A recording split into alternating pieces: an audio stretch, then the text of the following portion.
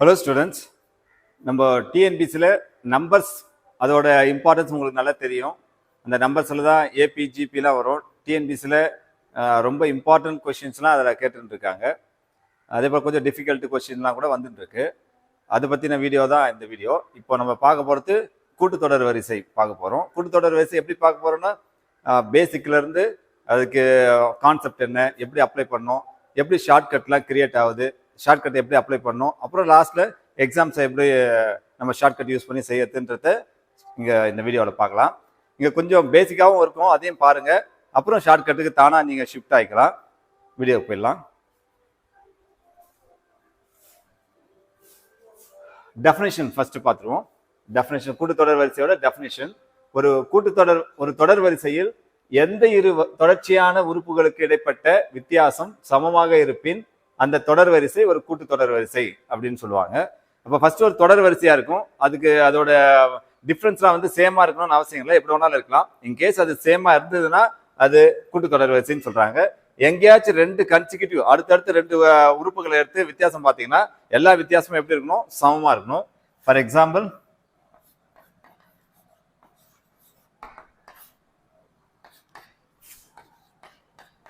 One 5 9 13 17 and so on. இது ஒரு AB. இங்க நீங்க டிஃபரன்ஸ் பாத்தீங்கன்னா ஒவ்வொரு டேர்முக்கும் இடையில இருக்க டிஃபரன்ஸ் ரெண்டு நம்பரோட டிஃபரன்ஸ் பாத்தீங்கன்னா இங்க +4 ஆட் ஆயிருக்கும், இங்கேயும் +4 ஆட் ஆயிருக்கும், இங்கேயும் +4 ஆட் ஆயிருக்கும், இங்கேயும் +4 ஆட் ஆயிருக்கும். இதுதான் இந்த டெஃபினேஷன் சொல்றாங்க.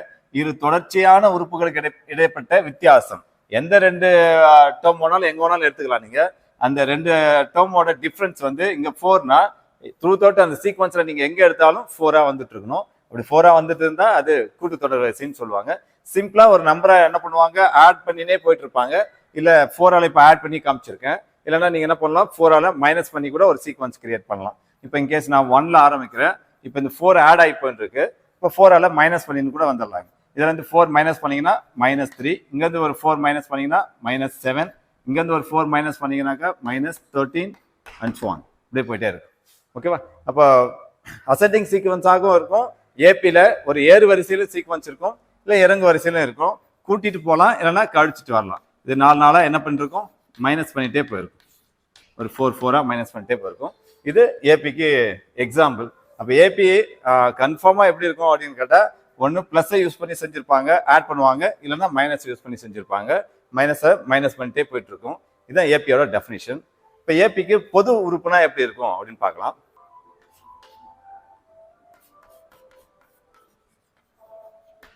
ஏபியோட பொது உறுப்பு, பொது வடிவம் சொல்லுங்க.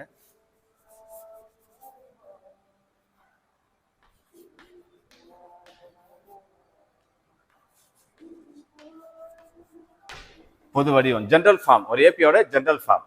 ஓகேவா? இப்போ ஏக்கு ஒரு நம்பர் எடுத்துக்குவோம், A1 எடுத்துங்க. டிக்கு ஒரு நம்பர் எடுத்துங்க, இது 4 எடுத்துங்க. இதை ஆட் பண்ணி ஒரு ஏபி ஃபார்ம் பண்ணுவோம். அப்போ ஏ வந்து 1ல ஆரம்பிக்கிறேன், இது கூட ஒரு 4 ஆட் பண்றோம். அப்போ இது 1 + 4 ஆகும். இப்போ இது கூட ஒரு 4 ஆட் பண்றோம். அடுத்து 1 + 4 + 4 மீன்ஸ் 8 மாறும். ஓகேவா? அப்புறம் இது கூட ஒரு 4 ஆட் பண்றோம். இப்போ 1 + 12 மாறும் அண்ட் so on போயிட்டே இருக்கு.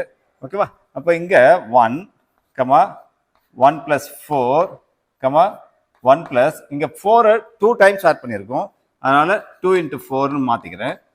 1 + இங்க 4 3 டைம்ஸ். நான் எதால ஆட் பண்ணா டி காமன் டிஃபரன்ஸ் 4 எடுத்துருக்கேன். இங்க 4 3 டைம்ஸ் ஆட் பண்ணியிருக்கீங்க, அதனால 3 × 4ன்னு எடுத்துக்கிறோம் அண்ட் so on. ஓகேவா? இது அப்படியே நம்ம ஜெனரல் ஃபார்மா மாத்திக்கலாம். ஒரு ஏபியோட ஜெனரல் ஃபார்ம், பொது வடிவமா மாத்திக்கலாம். எப்படின்னா, இப்போ ஏக்கு தான் 1 கொடுத்துருக்கோம். அப்போ 1 நம்ம ஏன்னு எடுத்துக்குவோம். இது ஏ + 4க்கு என்ன பேர் வச்சிருக்கோம், டி, காமன் டிஃபரன்ஸ், பொது வித்தியாசம் சொல்லுவாங்க. டியை வச்சு தான் அந்த சீக்வன்ஸ் என்ன இருக்கு, ப்ராக்ரஸ் ஆகி போயிட்டு இருக்கு. அப்புறம் அடுத்த டேர்ம் பாருங்க, 1க்கு ஏ வச்சுங்க, பிளஸ் இது 2, 4க்கு என்ன வச்சுக்கலாம், டி. அப்போ ஏ + 2d இது ஷிஃப்ட் ஆகும். அடுத்த டேர்ம் பாருங்க, ஏக்கு 1க்கு என்ன வைங்க, ஏ வச்சுக்கோங்க, ப்ளஸ் 3 × டின்றது என்னது, 4ன்றது டியா இருக்கு. அப்போ 3d and so on. இப்படியே இந்த சீக்வன்ஸோட ஜெனரல் ஃபார்ம் இப்படி தான் வந்துட்டு இருக்கும். அப்போ ஜெனரல் ஃபார்ம் எப்படி இருக்குன்னு கேட்டிங்கன்னா, ஏ ஏ பிளஸ் டி, இதுல இருந்து ஒரு டி ஆட் பண்ணிருக்கோம், ஒரு டிஃபரன்ஸ் நம்ம என்ன பண்ணிருக்கோம் ஆட் பண்ணிருக்கோம், அதனால ஏ பிளஸ் டி. இந்த ஏ பிளஸ் டில இருந்து ஒரு டி ஆட் பண்ணிருக்கோம், அதனால a plus two d. A plus two டில இருந்து ஒரு டி ஆட் பண்ணிருக்கோம், அப்போ a plus three d and so on. ஓகேவா? அப்போ இந்த சீக்வன்ஸ் ஒரு ஏபியோட ஜெனரல் ஃபார்ம் எப்படி ஸ்டார்ட் ஆகும்னா இப்படிதான் ஸ்டார்ட் ஆகும். இங்க ஏன்னா என்னன்னு சொல்லி கேட்டீங்கன்னா, ஏன்றது என்னன்னா முதல் உறுப்பு ஃபர்ஸ்ட் டேர்ம் சொல்லுவாங்க, முதல் உறுப்பு. இப்போ டின்றது பொது வித்தியாசம்,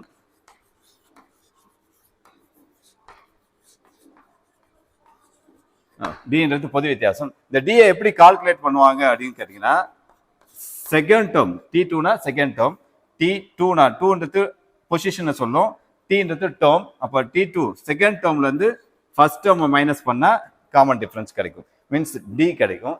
டின்றது பொது வித்தியாசம். இப்போ டி எப்படி கால்குலேட் பண்ணுவாங்கன்னா டி டூல இருந்து டி ஒன்னை மைனஸ் பண்ணும். நீங்க டி த்ரீல இருந்து கூட டி டூவை மைனஸ் பண்ணி கண்டுபிடிக்கலாம். எங்கேயோ ரெண்டு கன்சிக்யூட்டிவ் டேர்ம் அடுத்தடுத்த உறுப்புகள் இருந்தோட டிஃபரன்ஸ் தான் டியா இருக்கும். ஏன்னா டெஃபினிஷன் அப்படிதான் பார்த்தோம். ஓகேவா? அப்போ இந்த இதுல நோட்டேஷன் பாத்தீங்கன்னாக்கா ஏனா என்னன்னு தெரியணும், டினா என்னன்னு தெரியணும். ஏன்றது என்ன சொல்லிருக்கு முதல் உறுப்பு, டின்றது பொது வித்தியாசம். அந்த டியை எப்படி கண்டுபிடிக்கணும் அப்படின்னு சொல்லி பார்த்துருக்கோம். இப்போ அடுத்து என்ன பார்க்க போறோம்னா, ஏக்கும் டிக்கும் ஏவையும் டியும் பொறுத்து ஒரு சீக்வன்ஸ் எப்படி மாறுது. இப்போ குரூப் 1 கொஸ்டின்ல கூட கேட்டிருந்தாங்க, ஏ பாசிட்டிவா இருந்தா டி எப்படி இருக்கணும், ஏ நெகட்டிவா இருந்தா டி நெகட்டிவா இருந்தா அந்த சீக்வன்ஸ் எப்படி இருக்கும். அப்ப ஏக்கும் டிக்கும் இருக்கிற ரிலேஷன்ஷிப் வச்சுதான் ஒரு கூட்டுத்தொடர் வரிசையில ஏறு வரிசையா இறங்கு வரிசையா அந்த கூட்டுத்தொடர் வரிசையில ஜீரோ வருமா வராதா அப்படின்னு டிசைட் பண்ணுவாங்க. இப்போ இந்த கம்பாரிஷன் பார்க்கலாம். ஏ வெர்சஸ் டி, இந்த கம்பாரிஷன். இப்போ ஏன்னா யாருன்னு தெரியும் உங்களுக்கு, ஏன்றது முதல் உறுப்பு, டின்றது பொது வித்தியாசம். அப்ப இவங்க ரெண்டு பேரும் எப்படி இருக்கலாம், எப்படி சீக்வன்ஸ் எப்படி அமையும் சொல்லி பார்க்கலாம். இப்போ நான் ஏ வந்து பாசிட்டிவா எடுத்துக்கிறேன், ஏ வந்து பாசிட்டிவ் மீன்ஸ் ஏவோட மதிப்பு ஜீரோவோட பெருசு. அதே போல டியும் பாசிட்டிவா எடுத்துக்கிறேன், டியும் நம்ம எப்படி எடுத்துக்கிறோம், ரெண்டுமே பாசிட்டிவா இருந்தா சீக்வன்ஸ் எப்படி இருக்குன்னு பார்க்கலாம். அப்போ ஏ ஜீரோவோட பெருசா இருக்கணும், டியும் ஜீரோவோட பெருசா இருக்கணும். இப்போ ஏக்கு ஒரு நம்பர் எடுத்துக்குவோம், ஒரு 3 எடுத்துக்குவோம், டிக்கு ஒரு நம்பர் எடுத்துங்க, இது 5ன்னு எடுத்துங்க. சீக்வன்ஸை ஃப்ரேம் பண்ணுவாங்க. ஃபர்ஸ்ட் உறுப்பு என்ன இருக்கணும் 3, ரெண்டாவது உறுப்பு என்ன இருக்கணும், இந்த 3 கூட 5 ஆட் பண்ணியிருக்கணும். இப்போ 3 கூட 5 ஆட் பண்ணீங்கன்னா 8. இப்போ இது கூட ஒரு 5 ஆட் பண்ணணும், 5 ஆட் பண்ணீங்கன்னாக்கா 13. இது கூட ஒரு 5 ஆட் பண்ணணும் 18 அண்ட் ஸோ ஆன். இப்படி போயிட்டே இருக்கும். ஓகேவா? அப்போ டியை வந்து ஆட் பண்ணிட்டு போயிட்டே இருக்கணும். +5 +5 +5 இந்த சீக்வன்ஸ் கிரியேட் ஆகும். ஓகேவா? அப்போ ஃபர்ஸ்ட் டேர்மோட செகண்ட் டேர்ம் எப்படி இருக்குன்னா பெருசா இருக்கு, செகண்ட் டேர்மோட தேர்ட் டேர்ம் பெருசா இருக்கு, தேர்ட் டேர்மோட ஃபோர்த் டேர்ம் பெருசா இருக்கு. இனிமே வர டேர்ம்ஸ் எல்லாம் இதை விட எப்படி இருக்குன்னா பெருசாயிட்டே இருக்கும். அப்போ எண்களோட வரிசை எப்படி இருக்குன்னா ஏறு வரிசையில இருக்கு. அப்போ ஏ பாசிட்டிவாகவும் டி பாசிட்டிவாகவும் இருந்தா அந்த சீக்வன்ஸ் எப்படி இருக்குன்னா ஒரு ஏறு வரிசையில இருக்கும். அப்ப இந்த ஏபி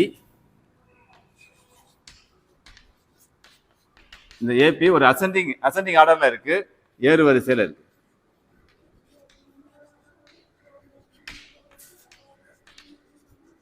அப்ப இந்த ஏபினா கூட்டுத்தொடர் வரிசை, ஒரு ஏறு வரிசையில் அமைந்த கூட்டுத்தொடர் வரிசை. அப்ப இதுல நம்ம என்ன கன்க்ளூஷன் வந்துடலாம்னா, ஏ பாசிட்டிவாகவும் அதாவது ஏவோட வேல்யூ ஜீரோவோட பெருசாகவும் பியோட வேல்யூ ஜீரோவோட பெருசாகும். பியோட பெருசுனா மிக எண்ணாவா இருந்தா கண்டிப்பா அந்த சீக்வன்ஸ் மீன்ஸ் அந்த ஏபி எப்படி இருக்குன்னு கேட்டா ஏறு வரிசையில் அமைந்த தொடர் வரிசையா இருக்கும்.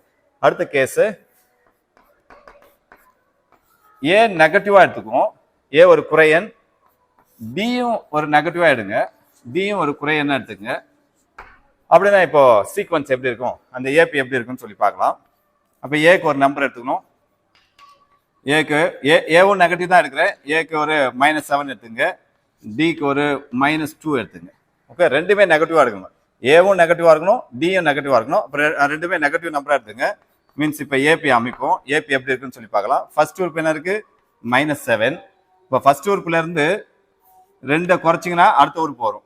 ஏன்னா இங்க நம்மளுக்கு டி வந்து -2, அப்போ 2 குறைக்கணும். அப்போ -7ல இருந்து 2 குறைச்சிங்கனாக்கா -9. மறுபடியும் அதே போல -2 பண்ணுங்க, -11 தேர்ட் உறுப்பா வரும். அகைன் ஒரு -2 பண்ணுங்க, -13 அண்ட் so on. அப்போ இந்த சீக்வன்ஸ் எப்படி இருக்குன்னா ஃபர்ஸ்ட் உறுப்பு -7, செகண்ட் உறுப்பு -9, தேர்ட் உறுப்பு -11 அண்ட் so on. அப்படியே போயிட்டே இருக்கு. இப்போ -7 விட -9 வந்து சின்ன நம்பர். இப்போ ஃபர்ஸ்ட் டேர்மோட செகண்ட் டேர்ம் சின்ன நம்பர், செகண்ட் டேர்மோட தேர்ட் டேர்ம் ரொம்ப சின்ன நம்பர், தேர்ட் டேர்மோட ஃபோர்த் டேர்ம் சின்ன நம்பர். அப்போ இனிமே வர போறதெல்லாம் 7 விட எப்படி வந்துருக்கும், சின்னதாகவே போயிட்டு இருக்கும், அதுவும் நெகட்டிவ்ல போயிட்டு இருக்கும். அப்போ இந்த சீக்வன்ஸ் எப்படி இருக்குன்னா ஒரு ஏபி தான். ஏபியில் எப்படி வருதுன்னா இறங்கு வரிசையில போயிட்டு இருக்கும். அப்போ இந்த ஏபி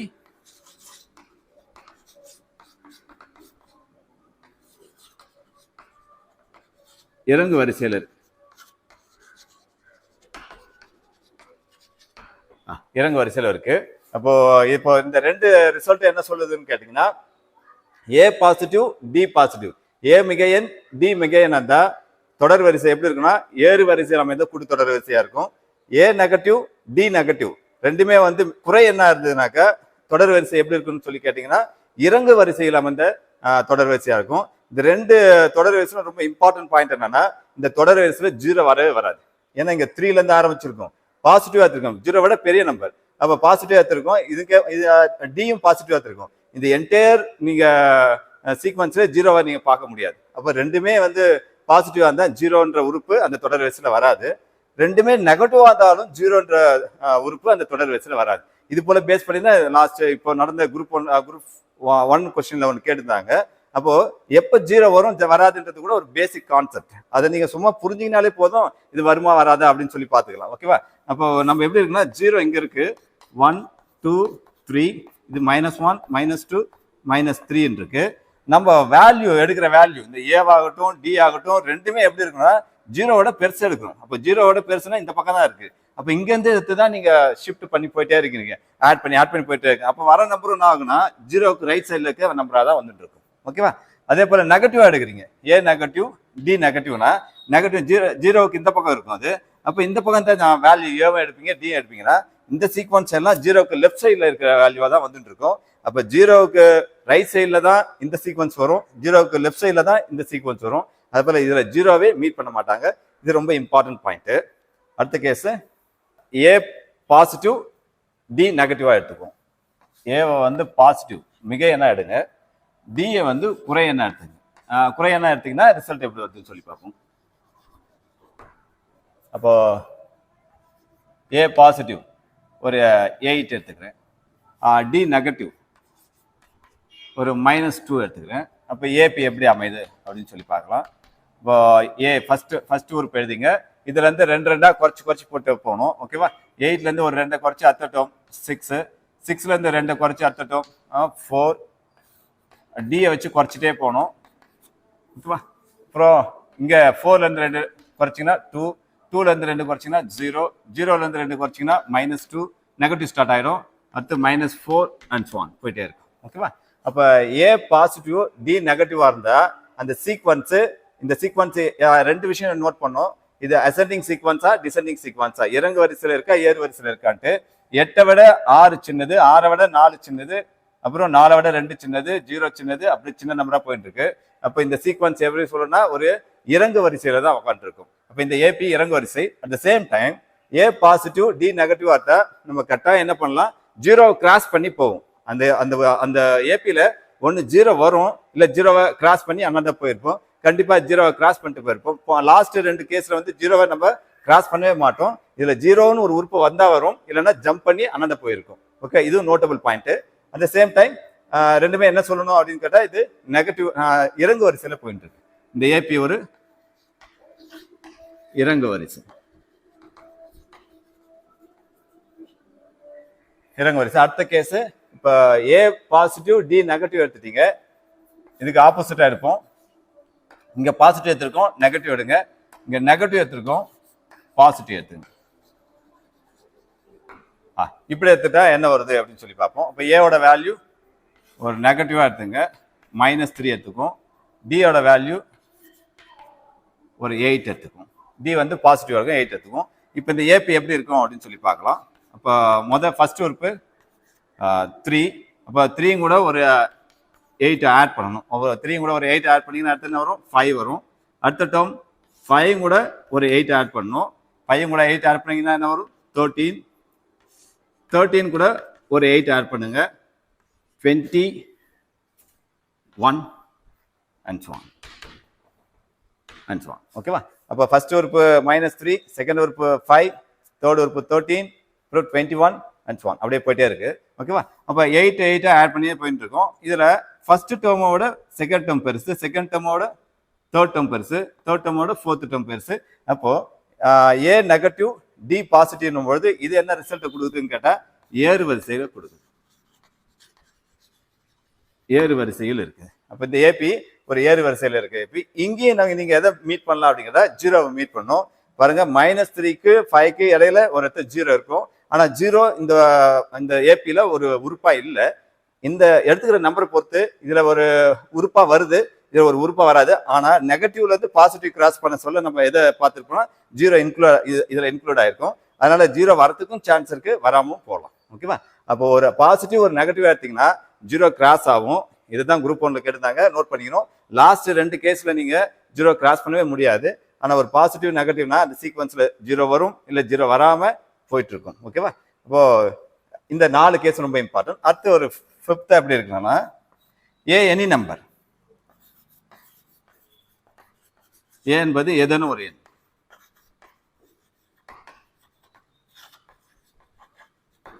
டி எப்படி பார்த்தோம்? டி வந்து 0 விட பெருசா இருக்கலாம்னு பார்த்தோம், இல்ல டி வந்து 0 விட சின்னதா இருக்கலாம்னு பார்த்தோம். இப்போ இன்கேஸ் டி வந்து ஈக்குவல் டு 0வா இருந்தா, 0வா இருந்தா டின்றது, அப்ப அந்த சீக்வன்ஸ் எப்படி இருக்கும் அப்படின்னு சொல்லி பார்த்துக்கலாம். ஏ நீங்க எப்படி வேணாலும் எடுத்துக்கலாம். இப்போ ஏக்கு ஒரு நம்பர் கொடுக்குறேன் 5ன்னு வச்சுங்க. டி வந்து 0ன்னு சொல்லிருக்காங்க. அப்போ ஏபி எப்படி இருக்கும் அப்படின்னு சொல்லி கேட்டீங்கன்னா ஃபர்ஸ்ட் டேர்ம் போடுங்க 5. அப்போ இது கூட ஒரு 0 ஆட் பண்ணி அடுத்த டேர்ம் போடணும், அதுவும் 5. இதுவும் கூட ஒரு 0 ஆட் பண்ணி அடுத்த டேர்ம் போடணும், அதுவும் 5. இப்போ 5 5 5 போயிட்டே இருக்கும். இப்போ இவ்வளோ 5 5 போயிட்டு இருந்தாலும் இது ஒரு ஏபி. அந்த ஏபிக்கு பேரு கான்ஸ்டன்ட் அரித்மெட்டிக் ப்ரோக்ரஷன் சொல்லுவாங்க. அப்போ இது மாறிலி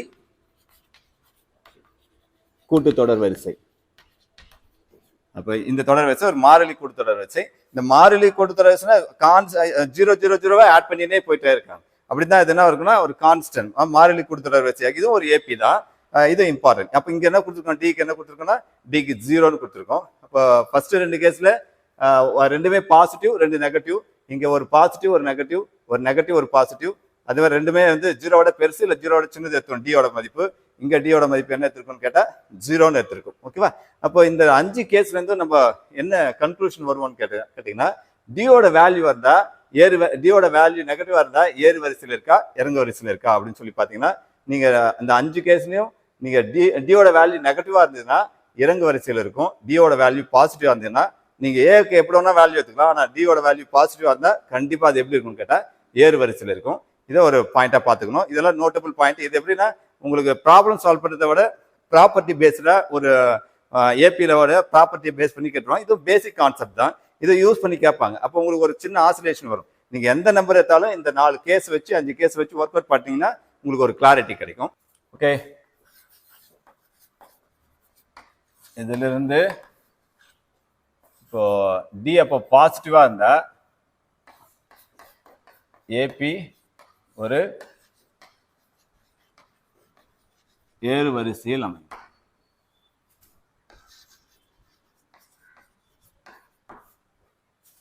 டி நெகட்டிவா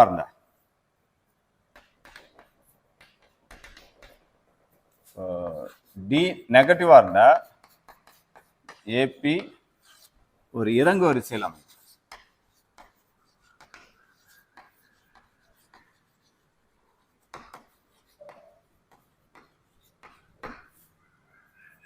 தேர்ட் கேஸ் டி 0 விட பெருசு, இங்க டி 0 விட சின்னதா இருக்கு. அடுத்து தேர்ட் கேஸ் டி வந்து 0வா இருந்தா ஏபி ஒரு மாறிலி தொடர் வரிசையா இருக்கும். ஒரு மாறிலி தொடர் வரிசை.